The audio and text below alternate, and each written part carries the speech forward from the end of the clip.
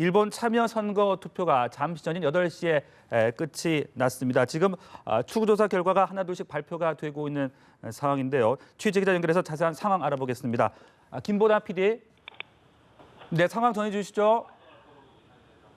네, 오늘 상원에 해당하는 참의원 선거를 했습니다. 오전 7시 투표를 시작해 방금 전인 오후 8시 끝이 났습니다. 일본의 NHK 방송의 출구조사 결과에 따르면 모두 121명을 선출하는 이번 참의원 선거에서 집권 자민당이 압승할 것으로 예상됐습니다. 이번 선거는 2012년 말 출범한 아베 내각의 3년 반의 국정 운영에 대한 평가를 하는 의미가 있지만 관심은 집권 자민당 등 개헌 세력이 참의원에서 개헌에 필요한 3분의 2 이상의 의석을 확보하느냐에 모아지고 있습니다.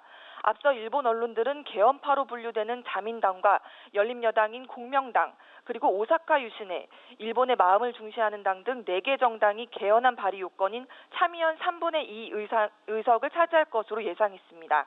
현재 참의원 내 개헌 세력은 집권 자민당과 열린여당인 공명당 소속을 비롯해 임기가 3년 남은 121명 가운데 84명입니다.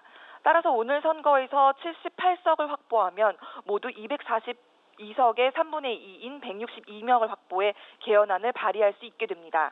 중의원에서는 자민당과 공명당만으로도 합계 326석으로 총 의석 475석의 3분의 2인 317석을 이미 넘긴 상태입니다. 자위대의 무력 행사를 용인한 집단 자위권 폐지 등을 공동 목표로 내건 민진당과 공산당, 사민당, 생활당 등 야4당은 32개 소선거구에서 후보 단일화를 통해 여권의 개헌 의석 확보 저지에 나서기도 했습니다. 개헌을 위해서는 중의원과 참의원 각 3분의 2 이상이 찬성으로 개헌안을 발의한 뒤 국민투표에서 과반의 찬성을 얻어야 합니다.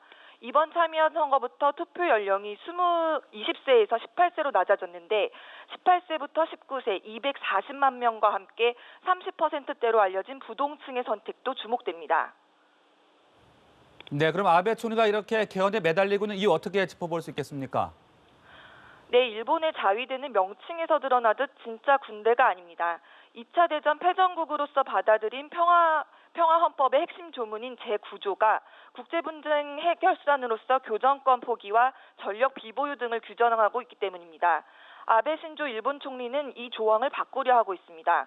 구조를 고쳐 정식 군대를 가진 보통국가 일본을 만들겠다는 겁니다.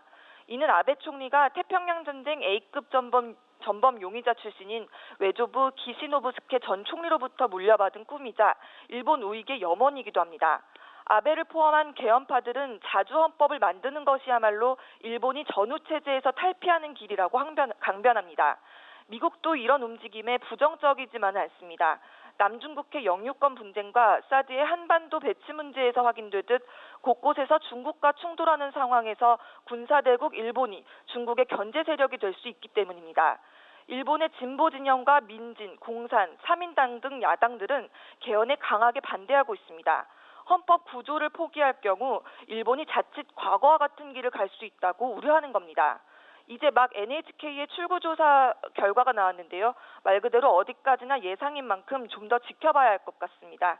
참의원 선거 개표는 내일 새벽 마무리될 것으로 예상되고 있습니다. 지금까지 보도국에서 전해드렸습니다.